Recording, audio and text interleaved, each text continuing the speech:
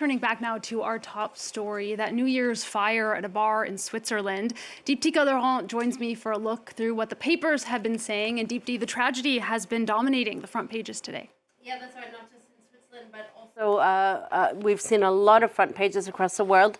It comes, of course, after that fire ripped through that bar during New Year's celebrations in Crans-Montana, a popular ski resort in Switzerland. This here is the front page of an Italian language Swiss daily, which reports on the death toll. At least 40 people have died. Many, many more are seriously injured. Many of them also were young revelers, and that's why this Italian paper here, this Italian language paper here, says that it calls it a massacre of young people, but also notes that the reasons for this fire are still not unknown. Swiss investigators are not known, rather. Swiss investigators say they're still looking into what caused the fire.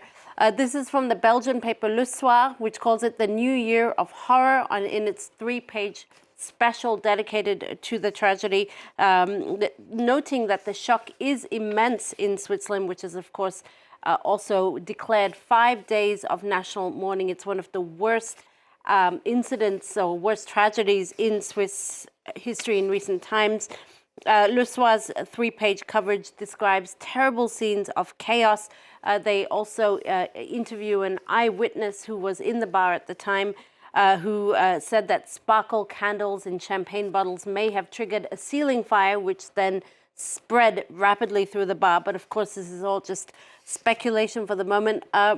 Elsewhere in the press, this is from Libération, which talks about an atmosphere that went from party to nightmare. Similar headline here from The Guardian, from joy to horror in seconds, it says on its front page. And this is also from the British dailies. This is from the I paper, going with a more factual front page, looking at the death toll there. And as you said, Deepti, we don't know exactly what caused this fire yet, but it wouldn't be the first time that a fire was potentially caused by fireworks. And this is something that is really does pop up in a lot of the press coverage. This is from 24 Heures. This is a Swiss news website. And here it talks about what you just mentioned there, Alison, when nightclubs transform into death traps, it says on its front page. And the Sydney Morning Herald also elaborates on that, looking at other incidents in which fireworks were to blame, again, we're speculative in the case of Switzerland, but fireworks to blame for at least 8 other horror nightclub fires. The Sydney Morning Herald says it looks at how pyrotechnics have been long the source of fires, including one that killed dozens in Goa just last month, and the deadly Pulse Club fire in North Macedonia last March that killed 63 people. All right, we're going to move on to some lighter news now, Deepti. The new year also means new additions to the public domain. That's after the expiration of a 95-year time limit on U.S. copyright restrictions on intellectual property, and every year it frees up new works. That's right, and this year it frees up works from 1930, Alison. Basically, any kind of 1930 works enter the public domain as of January the 1st, 2026, which ultimately means their image can now be used for free, so copyright restrictions have been lifted. And this year brings some notable additions, according to the U.S. broadcaster PBS. Betty Boop, the cartoon character, 4 of her cartoons enter the public domain this year.